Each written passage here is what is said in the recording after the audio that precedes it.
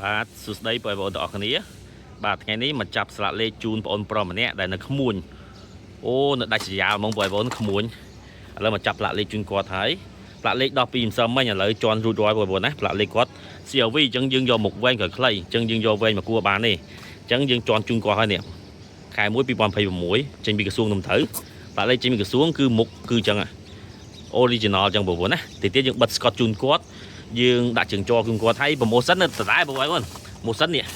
តំបកវិសរជើងជ័រអាក្រាស់ល្អប្រម៉ូសិនថែមជើងជ័រមួយស្កតមុខពីរម្ដុំនេះបងប្អូនហើយនឹងគ្រាប់កឹបអ៊ីនដងមួយឈុតនៅថែមដដែលបងប្អូនណាប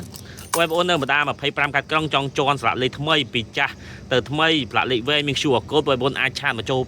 មកតាម page ខ្ញុំបាទ RT1 ទូកូរ៉េ5ឬតាម Telegram អូន099545ផ្លាកលេខថ្មីធានាឯកសារគ្រប់យើងជន់បានទាំងអស់បងប្អូនណាហើយបងប្អូនដែលនៅភ្នំពេញយើងមានសេវាកម្មទៅដោះទៅដាក់ឲ្យបងប្អូនយកសេវាកម្មកុំឲ្យបងប្អូនចំណាយពេលវេលាច្រើនគឺខ្ញុំមកដោះមកដាក់ឲ្យគាត់យើងគិតសេវាកម្មពីលើទាំងដោះទាំងដាក់យើងបិទស្កតចាប់វាមកស្អាតបងប្អូនណាអញ្ចឹង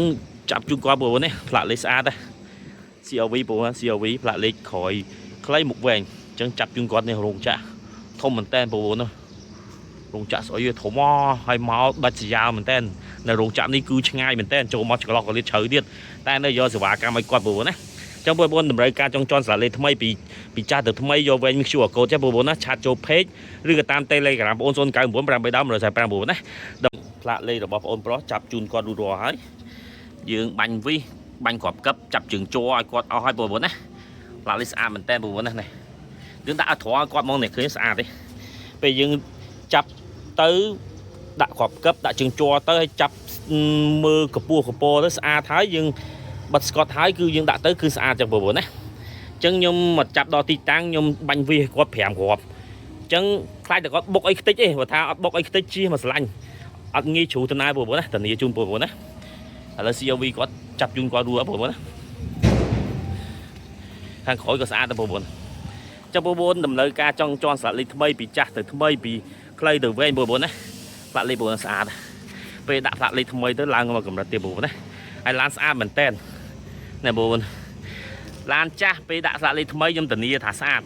បើអត់ស្អាតខ្ញុំអត់យកលុយបងប្អូនទេខ្ញុំនិយាយម៉ាត់ចេះឡានចាស់មុនយើងដាក់ស្លាកលេខចាស់ទៅមើលទៅហិតតែចាស់ពេលតែឡានចាស់យើងដាក់ស្លាកលេខថ្មីទៅឡើងមកកម្រិតទៀត